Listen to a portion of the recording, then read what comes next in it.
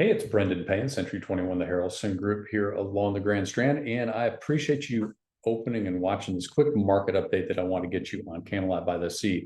I know you've been receiving market updates from me for a while, and I always like to kind of just check in and give you some details on your actual building versus just the market in general. So having just sold another unit over in that building, I figured it would be a good time to kind of update you with what's going on. So right now, believe it or not, there's only 3 active units in Camelot for sale as of the time of this recording.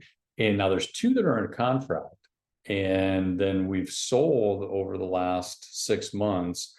Yeah, there's been 9 sales. So if you look at the months of inventory, 9 sales over 6 months, and we only have 3 available. So we've got about 2 months of inventory, which is real healthy for an oceanfront building. And that means that it's always one of the popular buildings right there in the heart of Myrtle Beach. Rental income's always strong and good amenities, and the buyers really seem to like those buildings. Now, when you look at the days on market, we're running about 91 days on market for the sales that have happened this year. That's very, very typical of what we're seeing in the rest of the market for the oceanfront right now, anywhere from 80 to 100 days, and this one's right in the middle at 91.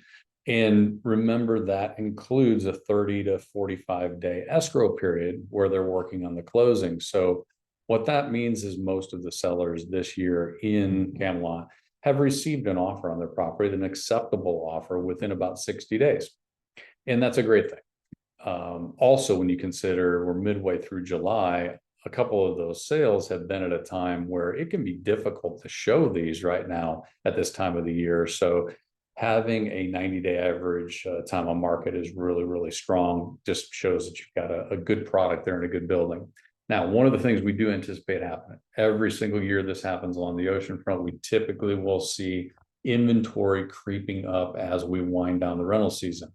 And there's a couple reasons for that. Anybody that's looking at cashing out or selling their unit in 2023, a lot of times they're renting these units. So they want to collect the majority of the income and then pass on the unit to the new owner when the income's a little less and they've got more carrying costs through the fourth quarter and the beginning of the next year. So if you are thinking about making a move, then right now with low inventory and still good demand, could be that period of time over the next 90 to 120 days to be a really, really good time to be on the market.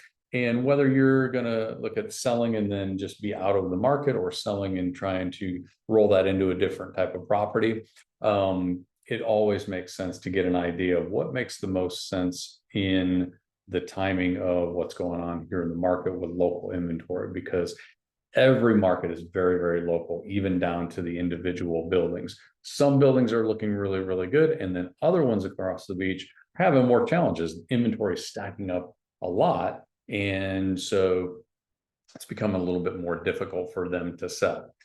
If you have any questions on the market in general, or if I can answer any questions on your unit, your plans, and what may make the most sense for you financially, please reach out to me anytime.